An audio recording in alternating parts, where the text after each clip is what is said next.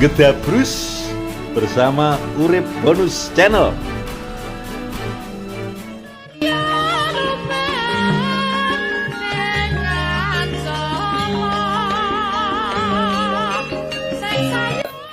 Halo, ketemu lagi bersama Kungi di Urip Bonus Channel.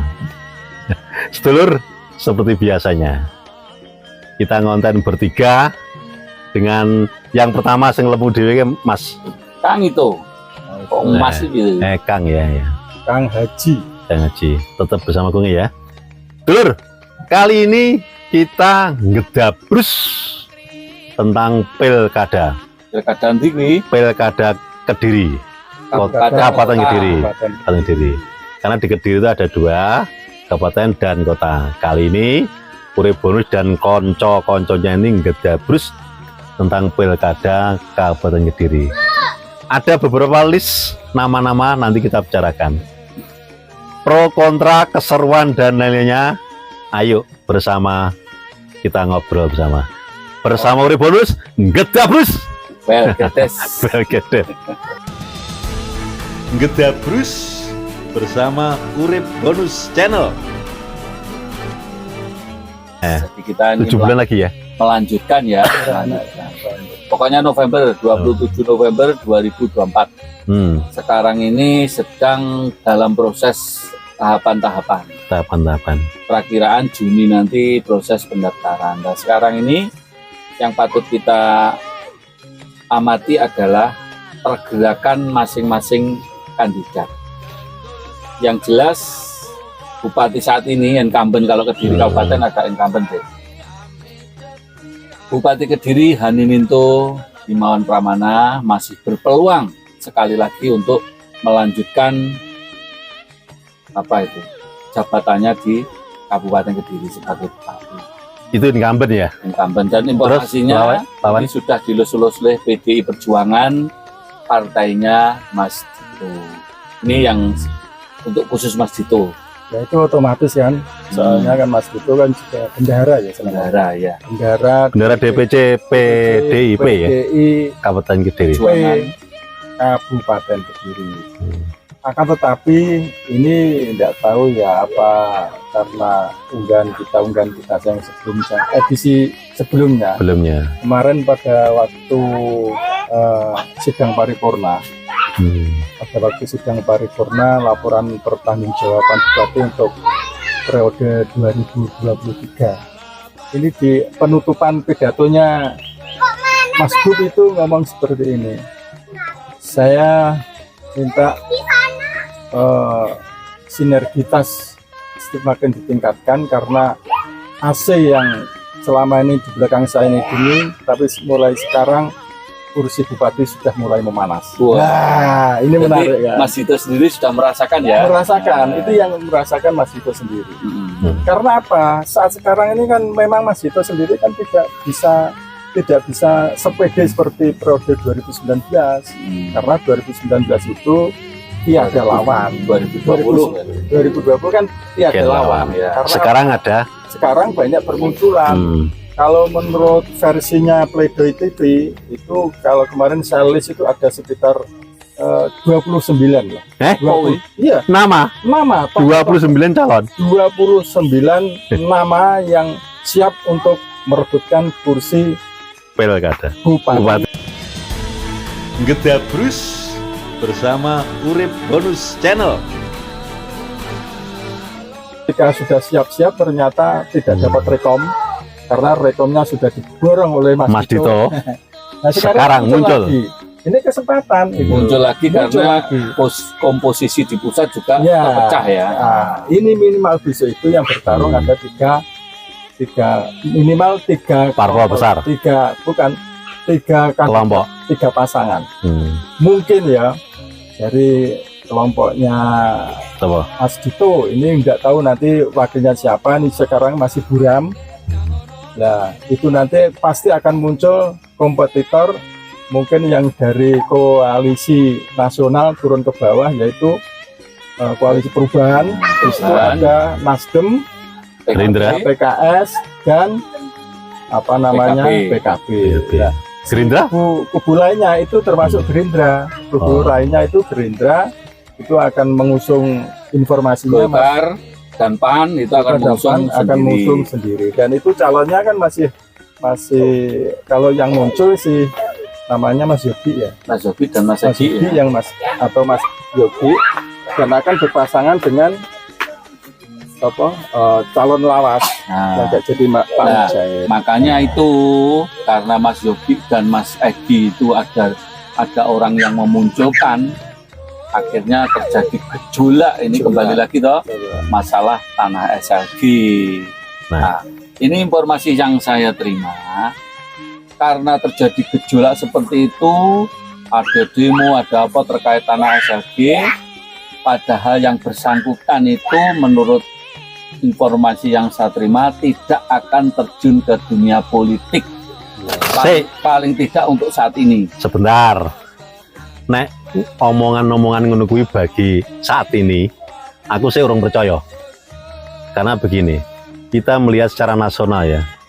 Secara nasional itu masih ingat Pak Jokowi dan putrane Mas Gibran sing jere gak terjun ke politik dan lain-lainnya. Di ujung-ujungnya di injury time itu Mas Gibran yang nyatanya ya jadi cawapres. Meskipun dengan cara-cara seperti itu. Nah, kemungkinan juga dari dinasti Pak Sutrisno yang mantan bupati yang terdahulu mungkin ya sama hal ini teorinya atau modusnya seperti itu. Nah, di ujung-ujungnya nanti lihat situasi, kalau situasinya pas ya kita masuk seperti itulah kira-kira. Tapi UB Channel enteng berisi, jaga NKRI. Kalau saya mengasumsikan ketika seorang pemain pemain politik, ketika dia tuh ngomongnya tidak berpolitik, justru dia masa politik. Ini tadi kan saya bicara seperti itu karena ada kaitannya dengan gejolak SLG, ya toh. Karena terjadi gejolak SLG yang menanyakan tanah dan itu ada kaitannya dengan Mas Egi dan Mas Yogi, makanya beliau berdua mengatakan saya tidak akan terjun ke dunia politik. Paling tidak untuk saat ini. Lah upama grassroots menghendaki bagaimana Bapak? Iya, itu terserah makanya apa yang saya katakan kan Mas Gibran aja saya masih ada pengalaman. Saya masih muda, belum cukup umur. Kemungkinan kalau misalkan nanti grassroots menghendaki beliau maju ya mungkin kebetulan beliau Mas Yogi itu menjadi tim pemenangannya Prabowo Gibran. Lah apalagi peluang-peluang seperti itu ini perlu diulangi lagi. Nah, Gus Jalal itu pengasuh pondok pesantren di Jubut sana Al Ghazali itu sudah memprediksi bahwa koalisinya yang memenangkan Prabowo Gibran itu akan mengusung Mas Yogi atau Mas Egi dan Dr. Ari Purnomo Adin. Nah itu makanya sekarang ini Mas Dito memang tidak bisa diam, tidak bisa tenang. Makanya mereka sudah mengatakan bahwa sekarang ini kursinya panas. Ini rumongso ini panas. Tapi ini loh, lainnya apa tahu dengan menasihati iki? Apa tim itu iki? Kamu menasihati. Kembali. Itu sebagai warga Kabupaten Kediri itu ngiling nih. Kalau dilihat dari kasat mata ya, dan kebetulan ada sebuah survei itu mengatakan bahwa kepemimpinan Mas Bupati Dito sangat disenangi oleh masyarakat. Informasinya ada 88% masyarakat Kabupaten Kediri itu senang dengan Mas Dito. Kayak survei ini Pak Jokowi. Iya, pasti. Ayo gue kudu percaya lagi. Harus percaya. Enggak percaya tawan Saya kembali aja ke Mas Yogi. Dari statement Mas Yogi itu sebenarnya kalau kita runut dari atas itu persis apa yang dikatakan Pak Jokowi, seperti yang dikatakan oleh Gibran ketika hari itu, saya tidak mungkin hari ini tidak berpolitik dulu, tidak sekarang tidak sekarang saya terjun di dunia politik. Iya sekarang ini memang belum waktunya, memang injury time. Misalkan ya prediksi kita Gerindra, Golkar, PAN tiba-tiba memang harus Mas Yogi sampai harus maju karena sampai sebagai ketua pemenangan tim Prabowo Gibran. Terus mau apa? Nah, gitu. Gimana Mas Yogi? Kalau itu seperti itu. Cocok jadi tim ya. Cocok. Nah, Loh, awet itu dibagi nih soalnya. Dibagi nih. itu kalau misalkan terjadi bagaimana? Ya ora apa-apa. Meskipun saat ini grassroots-nya masih menghendaki Mas Dito untuk melanjutkan kepemimpinannya di Kabupaten Kediri berdasarkan survei yang tadi saya katakan. Dan yang jelas untuk saat ini meskipun nantinya itu ada proses pendaftaran calon bupati wakil bupati, tapi kayaknya PDI Perjuangan Kabupaten Kediri tetap Kakak Mas Dito. mengusung Mas Dito karena memang Itu kadernya sekaligus sebagai bendahara. ya, Akan tetapi hari ini kalau kita rasakan ini sudah kasat mata betul bahwa ya itu tadi hari ini tuh sudah bisa dipetakan ya, sudah bisa di mapping. Sopo si A, si B, si C, si D, si Suto, si Noyo, si Dadap ya ta.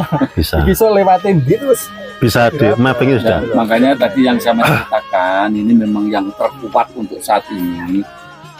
Kalau saya memprediksi Mas Dito itu sebenarnya masih menghendaki Mbak Dewi ya, karena kita harus tahu bahwa PKB Kabupaten Kediri itu mempertahankan 9 kursi di DPRD Kabupaten Kediri. Persoalannya PKB itu di pusat masuk poros perubahan. Ya. Nah ini yang menjadi beban pemikiran untuk timnya Mas Dito harus. Tapi Dan lagi, nanti aku tak ngomong Ya, toh, ngomong. mosok urublas ngomong. Ya, Dan lagi, untuk pilkada Kediri ini, kabupaten jelas di nah iya pilkada, Kabupaten Kediri. naik kota kan pil wali ta bro, Nah, pilkada. Ya wis enggak. Iya toh? Iya. Untuk pilkada Kediri ini ada 2 item besar yang menjadi ikon di masyarakat. Tetap di SLG dan bandara. Ini kabupaten ya. Kabupaten lah ya kabupaten, bandara dan ini jika paslon nanti calon-calon nanti bisa mempertahankan 2 ini, mungkin rakyat akan semakin kecintanya luar biasa. Satu misal Untuk bandara. SLG dulu apa? SLG ya. SLG saat ini ada kasus 5 tahunan setiap ada muncul pilkada mesti muncul kasus itu, sing demo, sing dan lainnya. Lah ini jika pemerintah Kabupaten Kediri itu bisa segera menyelesaikan entah dengan cara apa, ya berkolaborasi antara eksekutif dan legislatif dan yudikatif berkolaborasi menyelesaikan itu, ini akan menjadi satu poin tersendiri. Lah permasalahannya penyelesaiannya ini kembali lagi tadi B2B dan B2C dan kriminal, ya kan? Balik nek kuwi. Iya balik kembali karena kan panggah. Lah jika tidak segera terselesaikan dari ini kan ditunding ini bakal menjadi sekam dalam api, terutama yang SLG.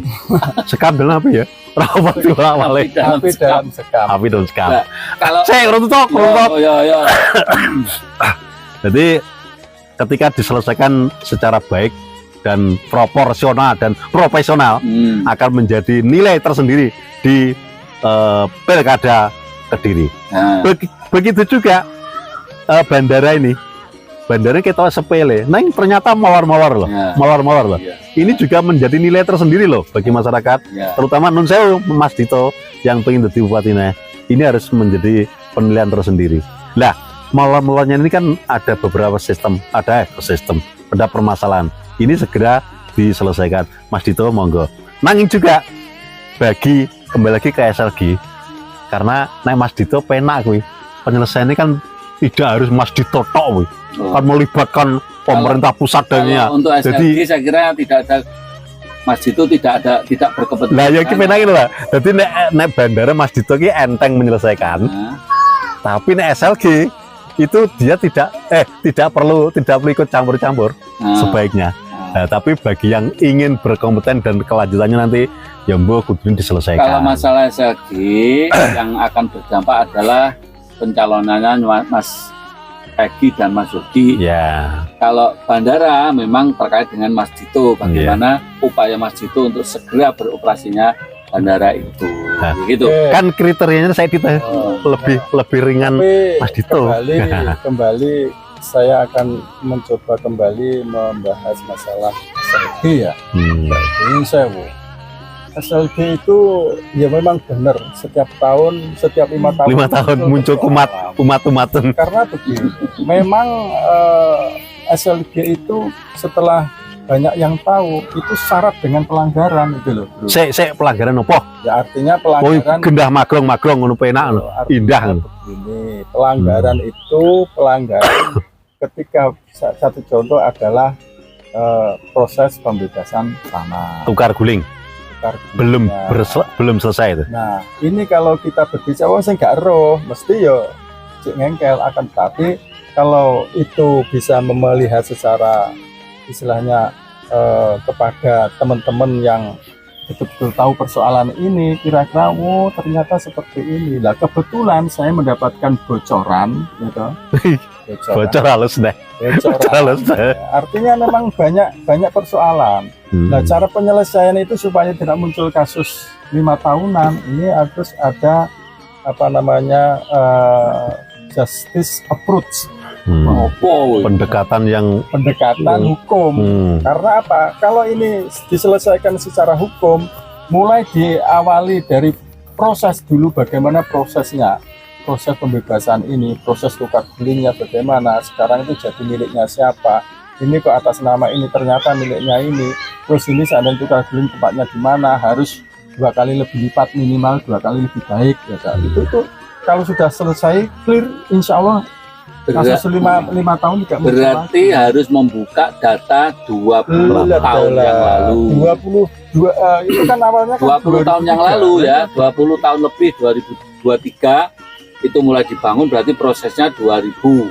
Ya. Nah, ini perlu kita ketahui juga, kalau kita mengatakan itu ada pelanggaran-pelanggaran memang harus kita bisa buktikan, tapi ini hanya asumsi. Makanya dari bocoran daripada terjadi 5 tahunan muncul lagi memang harus segera diselesaikan. Tapi perlu diketahui bahwa berdasarkan informasi yang saya terima bahwa kasus SLG itu memang pernah disidik, tapi sudah di SP3-kan. Ya, ini tahun 2013-2014. Oh, sudah ada SP3 nih ya? Sudah ada SP3 dan otomatis clear. Secara hukum loh ya. Ini kita bicara hukum. Dan pihaknya beliau yang ada di SLG bahwa lahan SLG itu sudah clear, aman. Jadi harapannya mengatakan seperti itu, para investor yang sekarang akan masuk. Sekarang kan sedang dibangun ruko-ruko, hotel dan lain-lain. Itu biar tidak ragu-ragu, ketakutan dan ragu-ragu. Nah, tapi clear kenapa? Pak masih ada masyarakat, sebagian masyarakat yang itu kan itu tadi kan versinya pihak sana toh. Lah masyarakat makanya kembali ke Kang Aji tadi. Harus pemerintah harus punya solusi agar ini tidak muncul 5 tahunan bagaimana? Harus clear secara hukum. Dan ingat ya, soal tanah. Kita tuh saat ini mempunyai menteri yang luar biasa, menteri ATR BPN yang luar biasa. Ingat, dia sudah membentuk Satber anti mafia lah. Jadi para spekulan tanah, mafia tanah yang nun sewu mungkin bermain di SLG dulu. Karena ada sebagian secara teknis yang sudah ada SP3, tapi ada sebagian masyarakat yang masih bertanya. Berarti ini menurut saya masih belum clear. Lah ini Kingko namanya Satber ATR BPN turun, repot Kingko. Persoalannya apakah itu berlaku surut? Nah, ini kembali lagi. Tapi kalau misalkan di situ ada poin bahwa peraturan ini berlaku sejak diputuskan, berarti kan tahun ini. Kalau misalkan berlaku surut sampai tahun 25 tahun yang lalu berarti bisa. Tapi begini, kalau kasus hukum, kasus kriminal itu bisa selesai, dianggap selesai itu kalau setelah melalui tahapan 30 tahun. Gampang itu ada pelanggaran. Kapanpun ini masih bisa diusut. Nah, sekarang masa kedaluarsa.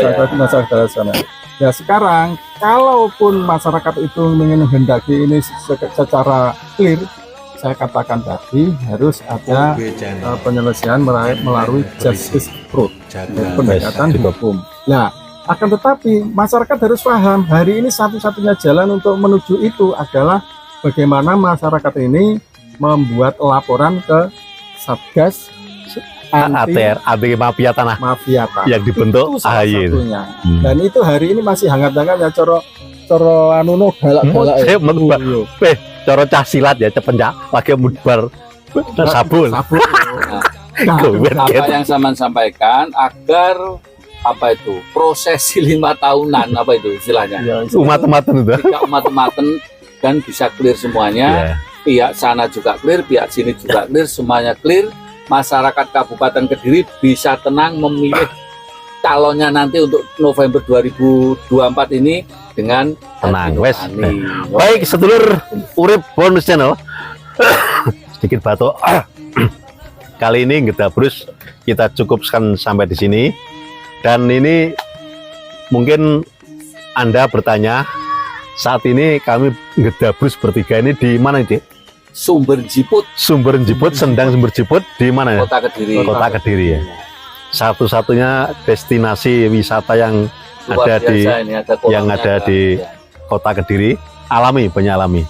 Silakan untuk Anda yang ingin destinasi winasa healing ya di sini sekeluarga.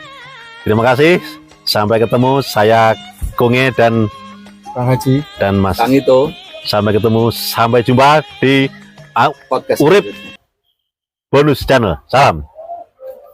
Oke, Kang. UB Channel, enteng berisi, jaga NKRI.